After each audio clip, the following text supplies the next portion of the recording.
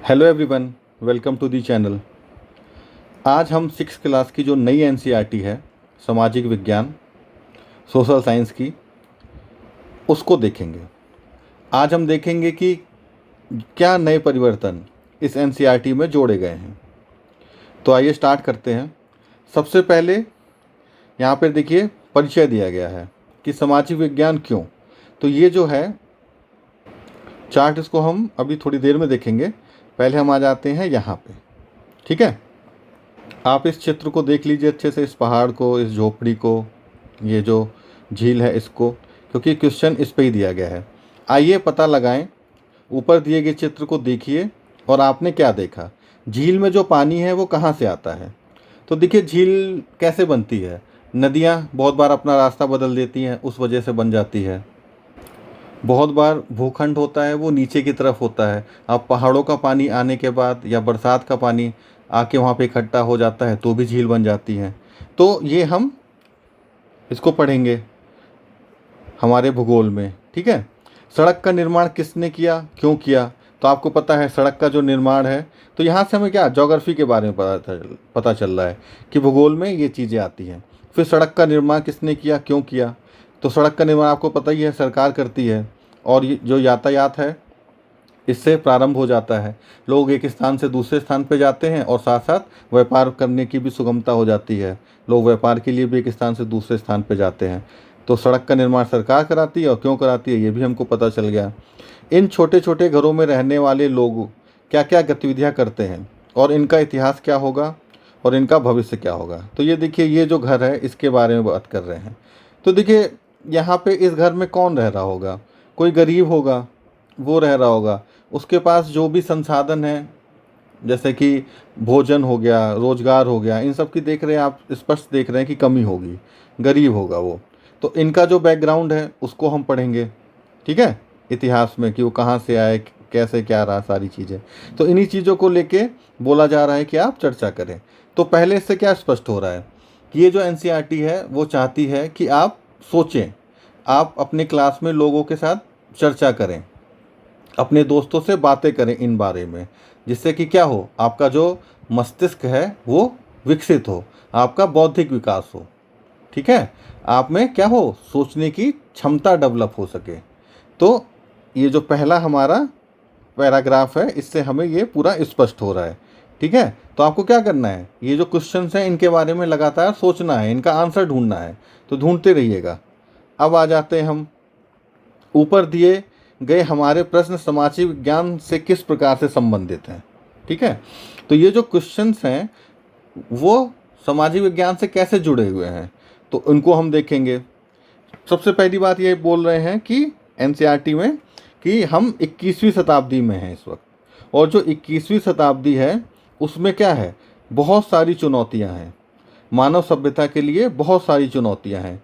एक तरफ तकनीकी में जो विकास हो रहा है बहुत ही तीव्र हो रहा है। कैसे, आप देख रहे होंगे आजकल, जैसे हम टीवी का एग्जांपल लेते हैं, हम फ़ोन का लेते हैं, या आप जो भी इलेक्ट्रॉनिक सामान अपने घर में इस्तेमाल करते हैं, आपने देखा होगा कुछ ही समय में कितना तेज़ी से बदल रहा है। कि आईफोन आप यूज़ कर रहे हैं अभी 9, फिर 10, उसमें फीचर्स कितनी जल्दी चेंज हो जा रहे हैं। बहुत सारे फीचर्स के साथ आप देखते हैं मार्केट में नए नए मोबाइल आ रहे हैं। जो टीवी आ रही है उसमें बहुत सारे फीचर्स हैं। तकनीकी देख रहे हैं आप लगातार कितनी विकसित होती जा रही है, और ये जो तकनीक है ये सबसे ज़्यादा 21वीं शताब्दी में विकसित हुई है। क्योंकि पहले जो तकनीकी विकास होते थे वो इतने तेज़ी से नहीं होते थे। कि मान लीजिए स्मार्टफोन आया कीपैड वाला, उसमें वो चलता था 1 साल, 2 साल, 5 साल। लेकिन अब आप देखिए नए नए जो फ़ोन आ रहे हैं वो 2 सालों में ही उनमें बहुत सारे फीचर्स आ जाते हैं। बहुत सारी जो तकनीकी है वो बदल जाती है, विकसित हो जाती है। तो यहाँ इस एग्जांपल से हम समझ सकते हैं कि हमारी ये जो शताब्दी है इसमें बहुत ही तीव्र विकास हो रहा है, और जिसकी वजह से क्या हो रहा है, हमारी जीवन शैली में भी बदलाव आ रहा है। तो जब तकनीकी में विकास होगा तो हमारी जीवन शैली में भी विकास होगा। कैसे, अब आप देखते हैं पहले आप किससे जाते थे। जो आप पहले की फ़ोटोज़ देखेंगे, पिक्चर देखेंगे, तो उसमें आप देखेंगे लोग बसों से जाते थे। ठीक है, ट्रेन से जाते थे। अब देखिए महंगी महंगी गाड़ियाँ बन गई हैं, उसमें कितने सारे फीचर्स होते हैं। मेट्रो आ गई है। है ना। तो तकनीकी कैसे जीवन को बदल देती है। बसेस पहले एसी नहीं होती थी, अब एसी बसेस है, सीएनजी बस है, समझ रहे हैं। हाइड्रोजन बस की बात चल रही है कि वो भी चलाई जाएंगी। तो कैसे हमारा जीवन बदल रहा है। तो जब जैसे ही तकनीकी का विकास होगा तो हम रोज़ जो भी सामान इस्तेमाल करते हैं, जिन चीज़ों का भी, उसमें भी देखिए कैसे परिवर्तन आ जाता है। चाहे वो फ़ोन हो आपका, चाहे आपके घर में किचन है, तो किचन में जो भी चीज़ें हैं इलेक्ट्रॉनिक की, उनका इस्तेमाल देखिए, टीवी का देखिए, है ना, लाइट्स, सब कुछ बदलती जा रही है। और ये क्या हो रहा है, बहुत तीव्र गति से हो रहा है। ये इसको यहाँ पे स्पष्ट कर रहे हैं। दूसरी ओर क्या हो रहा है कि संसार इस समय लगातार युद्धों में, सशस्त्र संघर्ष में और सामाजिक तनाव की ओर बढ़ रहा है। ठीक है, ये सारी चीज़ें तो हो रही हैं, तकनीकी का विकास हो रहा है, सारी चीज़ें हो रही हैं। साथ साथ क्या है कि समाज और देश अस्थिर भी हो रहे हैं। निरंतर देखिए वो युद्ध में लगे हुए हैं। अब जैसे आपने रूस और यूक्रेन का युद्ध सुना होगा, कितने सालों से देखिए वो चलता चला जा रहा है ना। पाकिस्तान के साथ देखिए भारत के संबंध हमेशा तनावपूर्ण रहते हैं, चीन के साथ भी रहते हैं। ऐसे ही जो बहुत सारे देश हैं, चीन के जो पास के देश हैं, उनसे भी चीन के संबंध लगातार कैसे रहते हैं, तनावपूर्ण रहते हैं। ठीक है, आतंकवादी देखिए घटनाएं लगातार होती रहती हैं। उधर अफ्रीकन बहुत सारी कंट्री हैं जहाँ पे सशस्त्र संघर्ष हो रहे हैं। तो साथ साथ ये भी चल रहा है। और सामाजिक तनाव कैसा हो रहा है, देखिए धार्मिक जो है तनाव पैदा हो गया है, जाति को लेके तनाव पैदा हो गया है। कभी कभी क्या होता है कि बहुत सारे विभेद होते हैं, रंग को लेके हो जाता है, नस्ल को लेके हो जाता है, क्षेत्र को लेके हो जाता है। तो ये भी जो है तनाव लगातार चलते रह रहे हैं साथ साथ। और क्या हो रहा है, साथ साथ जो हमारा ग्रह है उसके जो प्राकृतिक पर्यावरण है उस पर भी भारी दबाव पड़ रहा है। जैसे कि मैंने आपको बोला कि जब क्या होता है कि तकनीकी आपकी विकसित हो गई। अब आप एक फ़ोन इस्तेमाल करते थे 5 साल, 4 साल, है ना, 7 साल, कुछ कुछ लोग 10 साल तक इस्तेमाल करते जाते थे। पर अब नई नई तकनीकी आ रही है तो क्या हो रहा है कि लोग नया नया फ़ोन जल्दी जल्दी लेके आ रहे हैं। उसकी वजह से क्या हो रहा है कि उसको बनाने के लिए आपको प्राकृतिक संसाधनों की आवश्यकता होती है ना। तो उस पर दबाव बन जाएगा, आपको और ज़्यादा, मान लीजिए फ़ोन के इस्तेमाल में होने वाली जो भी चीज़ें लगती हैं, खदानों से उनको लाया जाता है, जंगलों से लाया जाता है। तो आप लगातार उन संसाधनों को भी तो ख़त्म कर रहे हैं। तो आपकी जीवन शैली ने किस तरह से प्रकृति को नुकसान पहुंचा रही है। आप जो खाना खा रहे हैं, है ना, अब खाने के जो उत्पादन है उससे भी तो आप खा रहे हैं, कंज्यूम कर रहे हैं, उसको फेंक रहे हैं। तो प्राकृतिक संसाधन तो सीमित हैं। एक साल में जो पृथ्वी हमारा एक लिमिटेड तो उत्पादन कर सकती है, चाहे वो खाना हो, चाहे आप ये जो इस वस्तुओं का इस्तेमाल कर रहे हैं, इन सब का क्या कर सकते हैं कि इसको मैं ऐसे समझाता हूँ आपको। मान लीजिए आपने घर के सामने एक गार्डन बना लिया। अब गार्डन में इतना बड़ा आपका गार्डन है, तो गार्डन में मान लीजिए आप बहुत कुछ करते हैं, उसके बाद भी क्या हो सकता है, 5 किलो आलू निकल सकती है बस। तो साल भर में आपकी कितनी निकलेगी, 5 किलो, उदाहरण के तौर पर है ये। 6 किलो तो नहीं हो सकती ना, क्योंकि इस जगह के हिसाब से वो 5 ही किलो रहेगी। तो ऐसे ही होता है, पृथ्वी के पास भी जो भी संसाधन है, चाहे वो खाने के हों, चाहे जंगल, जो भी है, उनकी एक लिमिट होती है ना कि एक साल में इतना ही उत्पादन हो सकता है। पर हम क्या करते हैं, अब हम क्या करें, 5 की जगह 7 किलो आलू इसका इस्तेमाल करने लग जाएं, उसको फेंक दें, ख़राब कर दें, ज़्यादा खाएं, अन्य चीज़ों में उसका उपयोग करें। तो इससे क्या होगा कि दबाव बनता चला जाएगा। इसी को यहाँ पे ये समझाने का प्रयास कर रहे हैं।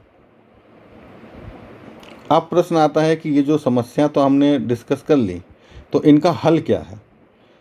तो ये बोल रहे हैं, जो और भी प्रश्न है, पहले तो बोल रहे हैं कि जो समस्या है उनका हल कैसे कर सकते हैं, फिर समाज जो हमारा है किस प्रकार शांति और समरसता के साथ जी सकते हैं हम, कि अभी हमने जैसे बात किया लगातार युद्ध चल रहे हैं, वहाँ पे शांति कैसे हो सकती है। समाज में आपस में लोग इतना लड़ रहे हैं, तो उनके बीच में कैसे बंधुत्व आए, समरसता आए, मिलजुल के कैसे लोग रह सकें।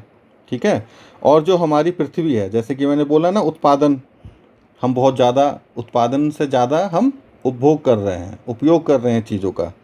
ठीक है, और यहाँ पे जो बहुत सारी प्रजातियाँ, हम सिर्फ अकेले तो नहीं रह रहे ना, बहुत सारे जीव जंतु, पक्षी, पेड़ पौधे, बहुत सारे लोग हैं जो रहते हैं पृथ्वी पे, तो उनका भी तो हमको ख्याल रखना पड़ेगा। तो ये सारी चीज़ें इसमें समझाई जा रही हैं। अब साथ ही क्या बताया जा रहा है कि ये जो प्रश्न है वो ऐसे सुनने में तो देखिए आपको समझ में आ गए होंगे कि हाँ बड़े सरल हैं, लेकिन इनका उत्तर सरल नहीं है। क्योंकि इन प्रश्नों को जब हम समाधान की तरफ जाते हैं, जब इनको सल्यूशन के लिए हम सोचते हैं कि अब इनका समाधान कैसे किया जाए, तो बहुत सारी समस्या पैदा हो जाती है। और यही इस पैराग्राफ में बात की जा रही है कि यदि हम इन प्रश्नों के उत्तर खोजना चाहते हैं और हमारा जो भविष्य है वो उज्जवल हो, तो उसके लिए हमें क्या करना पड़ेगा? तो हमें विश्व को और विशेष रूप से मानव समाज को समझना होगा। और यही जो है सामाजिक विज्ञान का सार है। तो आपको पता चला हम सामाजिक विज्ञान क्यों पढ़ते हैं। तो ये जो प्रश्न हैं अभी जो इन पे हमने डिस्कस किया, और साथ साथ इसका जो हमें उत्तर मिलेगा, जिसको हम प्रश्नों को और उत्तर को लगातार पढ़ेंगे, समझेंगे। मैंने बोला अपने दोस्तों से आप डिस्कस करेंगे, अपने परिवार में डिस्कस करेंगे, खुद आप बैठ के सोचेंगे, ठीक है। तो इससे जो एक समाधान हमारे सामने आएगा, बहुत सारे जो दिशा में हम सोच सकेंगे, चीज़ों को समझ सकेंगे, यही सामाजिक विज्ञान का क्या है? सार है। अब फिर अगला पैराग्राफ कि सामाजिक विज्ञान भौतिक या रसायन विज्ञान की तरह कोई विज्ञान है। तो ये बोल रहे हैं किंतु ऐसा नहीं है। ऐसा क्यों नहीं है? विज्ञान तरीकों का उपयोग करता है, ठीक है, लेकिन इसका केंद्र मानव समाज है। अब जैसे देखिए रसायन विज्ञान का एग्जाम्पल लेते हैं हम कि आप दो कोई एलिमेंट है उनको आपस में मिलाते हैं, ठीक है, तो आपको जो रिजल्ट मिलेगा वो निश्चित मिलेगा, है ना। आप हाइड्रोजन और ऑक्सीजन को मिलाएंगे तो पानी ही मिलेगा आपको, कुछ और नहीं मिल सकता। लेकिन जो ह्यूमन है, आपको पता है ना, देखिए कितने अलग अलग होते हैं। आप एकदम अलग हैं, आपके परिवार में आप देखते होंगे जो लोग हैं वो अलग हैं, तो अलग विचारों के होते हैं, वो समस्याओं को अलग तरह से देखते हैं, समझते हैं। तो ऐसे कोई समस्या का एक फिक्स समाधान हो जाएगा, ऐसा नहीं है। कुछ बेसिक चीज़ें तो हो सकती हैं कि हाँ उनको दिखेगा कि ये समस्या है, ठीक है, और ये कुछ मूलभूत समाधान है जिनको किया जा सकता है, लेकिन वो समाधान एकदम फिक्स नहीं हो सकते, वो बदलते रह सकते हैं परिस्थितियों के हिसाब से। तो वही बता रहे हैं कि ये जो भौतिक और रसायन विज्ञान है उससे इस तरह से ये अलग है। तो जो विज्ञान है जो एकदम निर्धारित प्रक्रिया अपनाने और निश्चित परिणाम प्राप्त करने की संभावना को ये छीड़ कर देता है। तो सामाजिक विज्ञान में क्या है, आपको हमेशा निश्चित परिणाम नहीं मिलेंगे। तो आप समझ गए ना कि परिणाम कभी भी एक जैसा नहीं आ सकता और न ही प्रक्रिया भी एक जैसी इसमें अपनाई जा सकती है। कुछ बेसिक चीज़ें हैं जो अपनाई जा सकती हैं, लेकिन वो हमेशा एक ही हो ये निश्चित नहीं है। ये बात आपको एकदम समझनी चाहिए। उसके बाद क्या बता रहे हैं कि सामाजिक विज्ञान में कौन कौन से उप विषय हैं जो आते हैं, जैसे कि भूगोल हो गया, इतिहास हो गया, राजनीतिक विज्ञान हो गया, अर्थशास्त्र हो गया, समाजशास्त्र, मानव विज्ञान, पुरातत्व विज्ञान, मनोविज्ञान। ये सब क्या है, इसके उप विषय हैं जो आपको याद रखने हैं, ठीक है। अब देखिए जो हमने उप विषय पढ़े उन्हीं के बारे में कुछ चीज़ें हैं। पहले जो हमारी हेडिंग है वो क्या है, विषय का भारत एवं विश्व, भूभाग एवं उसके निवासी, ठीक है। भूभाग मतलब ये हमारा जो भी आप एरिया देखते हैं, स्थल जहाँ जहाँ तक आप देख रहे हैं, जहाँ भी जाते हैं, वो सब क्या है, भूभाग में आता है। अब ये जो है हमारी अगली लाइन, हमारे आसपास की भौगोलिक दुनिया की बुनियादी बातें, हमारे ग्रह की कुछ मुख्य विशेषताओं और उन्हें मानचित्र पर दिखाने का तरीका है। तो आप जो भी ज्योग्राफी अपने आसपास का आप जो भी पर्यावरण देखते हैं, नदी, पेड़ पौधे, वृक्ष, ठीक है, पहाड़, और ये जो आप मैदान कुछ भी देख रहे हैं, ये सब किस में आता है, ज्योग्राफी के अंदर आता है, भूगोल के अंदर आता है। और इसको क्या किया जाता है, मानचित्र के द्वारा दर्शाया जाता है। अब जैसे भारत है तो भारत का आप मानचित्र देखते हैं ना, उसमें देखते हैं कि हाँ ये दिल्ली इस जगह पर है, उत्तर प्रदेश यहाँ पर है, ये आप देखते हैं। फिर उसके बाद देखते हैं कि हाँ उत्तर प्रदेश में ये नेशनल पार्क है, ये शहर यहाँ पर है, ठीक है, यहाँ पर खेती होती है, यहाँ पे शहर है, ठीक, ये नदी गंगा नदी यहाँ से निकल के जा रही है, यमुना नदी यहाँ से निकल के जा रही है। तो ये सब देखते हैं ना मैप में। तो भूगोल में हम क्या करते हैं, इन्हीं सब चीज़ों के बारे में पढ़ते हैं। और एक बहुत ही महत्वपूर्ण प्रश्न है कि संपूर्ण इतिहास के दौरान मानव सभ्यता के फलने फूलने में भौगोलिक संरचनाओं, समुद्र, पर्वत, नदियाँ आदि ने किस प्रकार भूमिका निभाई। तो आप जब भी इतिहास को पढ़ेंगे तो आप देखेंगे कि जो भी बड़ी बड़ी सभ्यता हुई, जैसे आप सिंधु सभ्यता पढ़ेंगे तो देखेंगे वो किसके किनारे प्रारंभ होती है, सिंधु नदी के किनारे होती है। तो देखिए, मानव जीवन पानी के बिना तो एक दिन भी नहीं रह सकता। आप बिना पानी पिए एक दिन भी रह सकते हैं? नहीं रह सकते। तो सबसे पहले किस चीज़ की आप खोज करेंगे? जहाँ भी रहेंगे सबसे पहले पानी तो होना चाहिए ना। उसके बाद क्या होना चाहिए? भोजन होना चाहिए। तो नदियों के किनारे आप हमेशा देखेंगे कि ये जितनी भी मानव की जो आवश्यकता है वो हमेशा आसानी से उपलब्ध हो जाती है। इसीलिए ये सब चीज़ें बहुत ही आवश्यक है मानव जीवन के लिए। ठीक है, यही चीज़ ये बता रहे हैं। और हम इतिहास में क्या प्रभाव होता है भूगोल का इतिहास पे, उसको आराम से डिटेल में पढ़ेंगे। और फिर उसके बाद जो भारत की प्राकृतिक अवस्थिति है उसने प्राचीन सभ्यता को किस प्रकार अनूठी पहचान दी।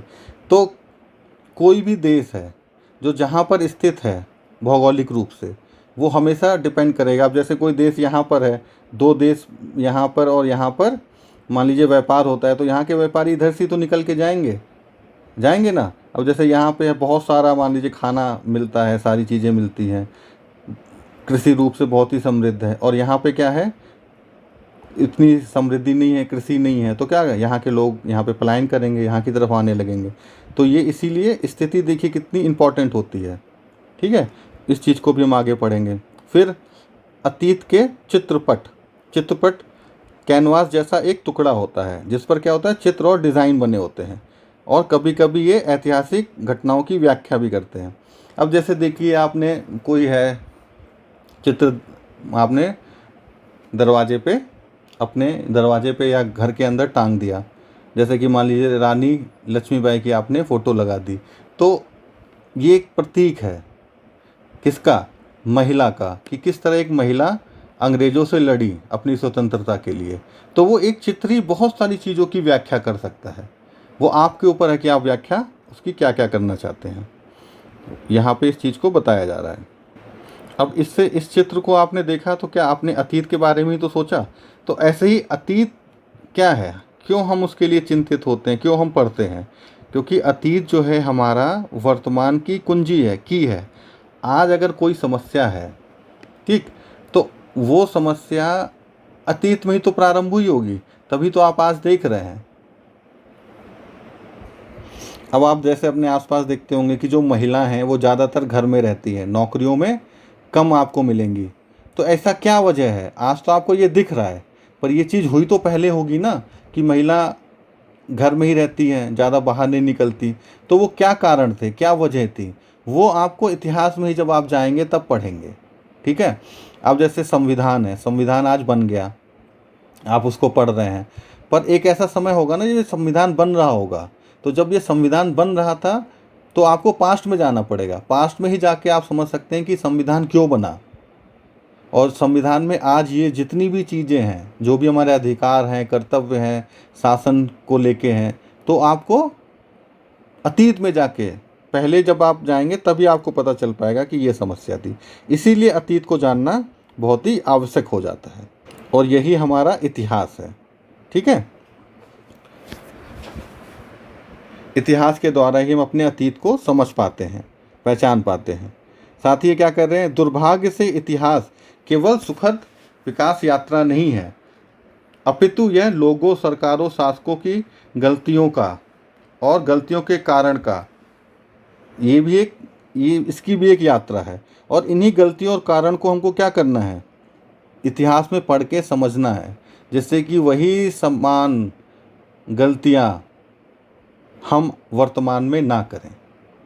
ठीक है, अगर कोई ऐसी वजह हैं जिनसे कि समाज आपस में लड़ रहा है, तो उन गलतियों को हम ना दोहराएं कि फिर से समाज आपस में लड़े, हिंसा हो, लोग एक दूसरे को नुकसान पहुंचाएं। इस चीज़ को हमें समझना पड़ेगा। और जब हम इतिहास को पढ़ लेते हैं तो हम समझ जाते हैं कि मान लीजिए जब देश में दंगे हुए पहले, तो अगर दंगे हुए तो उनके कारण क्या थे, वो हमको पढ़ना पड़ेगा। और उन कारणों को हमको सभी पहलुओं से देखना होगा, सिर्फ एक पहलू से नहीं। क्योंकि अगर आप कोई भी एक चीज़ छोड़ेंगे तो उससे क्या होगा कि वो दोबारा से फिर पैदा हो सकती है उसी कारण। ये हम आगे पढ़ेंगे अच्छे से। फिर अगला हमारा विषय का क्या है, हमारी संस्कृति, विरासत एवं ज्ञान परंपराएं। तो हमारी संस्कृति क्या है, अभी तक जो भारत की जो संस्कृति है, देखिए इसमें कितनी विविधता है, कितनी सारी चीज़ें हैं, कितने विचार हैं, है ना। बहुत सारे धर्म आए, बहुत सारे विचार आए, संप्रदाय आए, ठीक है, कितनी सारी चीज़ें हैं। तो इनको भी हम पढ़ेंगे, ठीक है, कि ज्ञान जो परंपरा है, जो नॉलेज है, ये सब हमें इसके थ्रू मिलेगी, इस चैप्टर के थ्रू। फिर शासन और लोकतंत्र, हमारा जो अगली हेडिंग है, प्रत्येक देश के जो नागरिक हैं उनको राजनीतिक जो प्रणाली है उसको समझना चाहिए, ठीक है। राजनीतिक प्रणाली क्या है, जैसे कि हमारा संविधान, हमारा देश कैसे चल रहा है, संविधान के अनुसार चल रहा है। इसमें यहीं पे व्यवस्थापिका है, कार्यपालिका है, न्यायपालिका है, ठीक। मतलब कि संसद क्या करती है, कानून बनाती है, फिर उसको कानून पारित किया जाता है और उसको फिर देश में लागू किया जाता है। फिर न्यायपालिका क्या करती है कि जो भी इसमें कोई समस्या आती है, कानून अगर मान लीजिए बन गया और वो संविधान के अनुसार नहीं बना, तो न्यायपालिका बताती है कि ये संविधान के अनुसार नहीं है, ठीक है। और फिर लोगों के साथ अगर उनके मूल अधिकारों का हनन होता है, सरकार कुछ ऐसे काम करती है, तो क्या करती है, न्यायपालिका बताती है कि ये संविधान के अनुसार करिए, जस्टिस को वो मेंटेन करती है, ठीक है। तो इस तरह से क्या है, हमारी शासन की जो प्रणाली है वो चलती है। इसको हम डिटेल में पढ़ेंगे आने वाले समय में, ठीक है। और ये फिर बता रहे हैं कि और भी जो व्यवस्थाएं हैं शासन की अलग अलग देशों में होती होंगी, और फिर वो आपस में कैसे संबंध स्थापित करते होंगे, कैसे संपर्क करते होंगे, उनको भी हम इस चैप्टर में पढ़ेंगे। फिर आता है हमारे आसपास का आर्थिक जीवन, हमारी नई हेडिंग, इकोनॉमिक्स, ठीक। आर्थिक जो भी हमारी गतिविधियां हैं उनको हम इस बारे में इसमें पढ़ेंगे।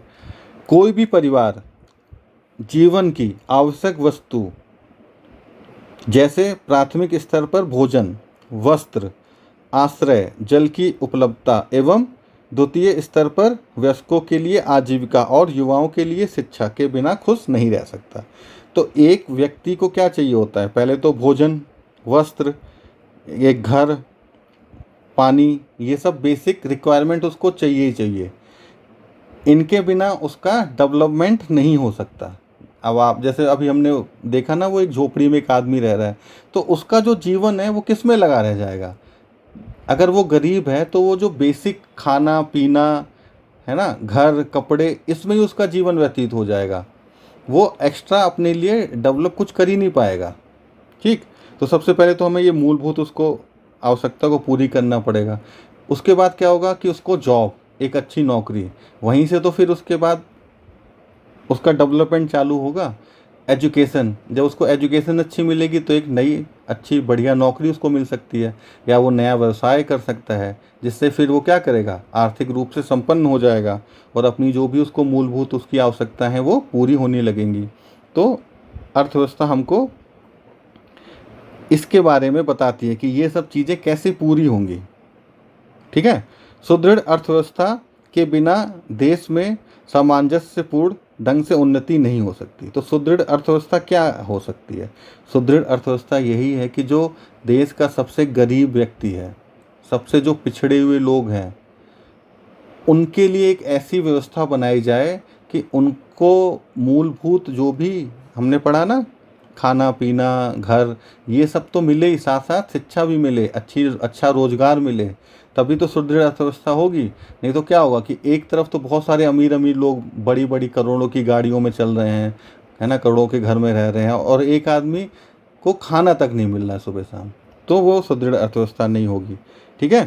तो जो भी डेवलपमेंट होगा हमें इससे क्या है, इस तरह से आपस में सामंजस्य बिठाना है। तो इसको हम किस में पढ़ेंगे, जो हमारी इकोनॉमी की जो किताबें होंगी इकोनॉमिक्स की, उसमें, ठीक है। फिर मुद्रा के बारे में पढ़ेंगे कि मुद्रा क्या होती है, उसकी उत्पत्ति कैसे होती है, फिर मुद्रा कैसे बढ़ती है, मुद्रा कैसे वस्तुओं में बदल जाती है, फिर उत्पादन उससे होता है। ये जो चीज़ें हैं, आर्थिक गतिविधियां हैं, उनके बारे में पढ़ेंगे। फिर प्राकृतिक एवं मानव जो संसाधन हैं, किस प्रकार उनका सर्वाधिक उपयुक्त रूप से प्रबंधन किया जा सकता है। ठीक है, तो मान लीजिए कि जैसे मैंने आपको बताया कि कोयला है, कोयले से हम बिजली बना रहे हैं, तो कोयले का हम सबसे अच्छा इस्तेमाल करके कैसे बिजली बनाएं कि हम मान लीजिए 1 कुंटल से, एग्जांपल मैं आपको दे रहा हूँ कि 1 कुंटल से मान लीजिए हम 6 दिन की बिजली पूरी कर रहे हैं, तो हम कैसे उसका ऐसा इस्तेमाल करें कि वो 10 दिन पहुँच जाए। या हमारे पास जो भी संसाधन है, मानव संसाधन, ठीक है, प्राकृतिक, हमारे जो भी प्राकृतिक संसाधन है, वो किस तरह से आपस में जनसंख्या में बांटे जाएं कि सबके पास सबका डेवलपमेंट हो सके। ठीक है, और व्यक्ति का जो संसाधन है, वो मानव संसाधन कैसे बन सकता है जब उसके पास अच्छा जॉब हो, स्वस्थ हो। ठीक है, इन सब चीज़ों के बारे में हम पढ़ेंगे। अब देखिए, सामाजिक विज्ञान भी सही प्रश्न पूछने की कला है। ठीक है, अगर आप सही प्रश्न पूछते हैं तो आपको सही उत्तर खोज आप तभी सकते हैं। अगर आप प्रश्न ही अगर निरर्थक पूछेंगे, जिसका कोई मतलब नहीं है, तो आप कभी एक अच्छा उत्तर भी नहीं तलाश सकते। जैसे कि मान लीजिए आपको किसी चीज़ की समस्या है, आपका मान लीजिए सर में दर्द हो रहा है, ठीक, और आप बोल रहे हैं कि जो घुटना है वो मजबूत कैसे किया जा सकता है, तो आपका प्रश्न क्या है, एकदम निरर्थक है। इसका तो कोई आप उपयोगी नहीं हुआ ना। सही प्रश्न क्या था कि मेरे मस्तिष्क में दर्द हो रहा है, कौन सी दवा मैं खाऊं जिससे मेरा मस्तिष्क का दर्द सही हो जाए। ठीक है, तभी तो आपको पता चलेगा, फिर आप सही दवा खाएंगे, आपका दर्द सही हो जाएगा। तो ये जो है सामाजिक विज्ञान, ये हमें क्या करता है, सहायता करता है। जैसे मैंने बोला ना, अर्थव्यवस्था में हमारी ये सहायता करेगा। इतिहास जब हम पढ़ेंगे तो उसमें भी सहायता करेगा कि आज वर्तमान के हिसाब से जो समस्याएं हैं, उसके हिसाब से हम प्रश्न पूछें कि उनका सॉल्यूशन कैसे हो सकता है। ठीक है, तो ये बेसिक चीज़ें हैं जिनको हम पढ़ेंगे। ये हमारा इंट्रोडक्शन था चैप्टर का। और ये देखिए, अब आप इस चीज़ को पढ़िएगा कि सामाजिक विज्ञान के देखिए अलग अलग बताया गया ना कि विषय का भारत एवं विश्व, भूभाग और उनके निवासी। ठीक है, तो उसमें हम क्या क्या पढ़ेंगे, महासागर के बारे में, महाद्वीपों के बारे में, पृथ्वी पे जो अलग अलग स्थान हैं, जो अलग अलग स्थल रूप हैं, है ना, जैसे पहाड़ हो गए, मैदान हो गए, इन सब के बारे में आप पढ़ोगे। फिर अतीत के जो चित्रपट अभी हमने देखा, उसमें क्या है, इतिहास की समय रेखा, जो अलग अलग समय होगा ना, जैसे एंशिएंट हिस्ट्री हो गई, मिडवल हो गई, मॉडर्न हो गई, फिर उनके क्या क्या स्रोत रहे हैं। फिर भारत अर्थात इंडिया, इनके बारे में जानेंगे, ये कॉन्सेप्ट क्या है, भारतीय सभ्यता का प्रारंभ कैसे हुआ, भारतीय संस्कृति की जो जड़ें हैं, संस्कृति क्या है, इसके बारे में हम देखेंगे, जो ये बदल गया यहाँ से। ठीक है, हमारी संस्कृति, विज्ञान, विरासत के बारे में, विविधता क्या है, विविधता में एकता क्या है, एक में अनेक, ये सारी चीज़ें इसमें हम देखेंगे। फिर शासन और लोकतंत्र तो भी मैंने आपको बताया, नगर के जो स्थानीय सरकार हैं उसके बारे में, ग्रामीण सरकार शासन कैसे चलता है, परिवार, समुदाय, इन सब के बारे में। फिर आर्थिक जीवन, हम आर्थिक जो विभिन्न गतिविधियाँ हैं, चाहे वो नौकरियां हो गई, अलग अलग व्यवसाय हो गए लोगों के, उनका कार्य, महत्व, ये सब चीज़ें हम देखेंगे। तो अब ये आपको समझ में आ रहा होगा। तो देखिए, इंट्रोडक्शन यहाँ पे दे दिया है कि नई एनसीईआरटी में मैंने आपको बताया कि क्या अप्रोच रहा है, आपको ये समझना है, सोचना है। ठीक है, आसपास की जो भी आपकी चीज़ें आपको दिख रही हैं, क्वेश्चन करना है, क्योंकि इसका स्टार्ट ही देखिए किससे हो रहा है, क्यों से। तो हर चीज़ में आपको क्यों लगाना है, कैसे लगाना है, क्वेश्चन मार्क लगाना है। ठीक, अब जैसे कि आप शिक्षा ग्रहण कर रहे हैं, तो क्यों शिक्षा ग्रहण कर रहे हैं, क्या वजह है शिक्षा ग्रहण करने की, आपका बौद्धिक विकास होना चाहिए। ठीक है, आप बढ़िया से सोचो, अच्छे नागरिक बन सको, और एक बढ़िया आपको जॉब मिल सके, व्यवसाय मिल सके, एक अच्छा जीवन व्यतीत कर सको। तो यही वजह है ना, तो ऐसे हम सामाजिक विज्ञान क्यों पढ़ रहे हैं। ठीक है, तो अभी इस क्लास में इतना ही है, नेक्स्ट में हम फिर मिलते हैं। धन्यवाद।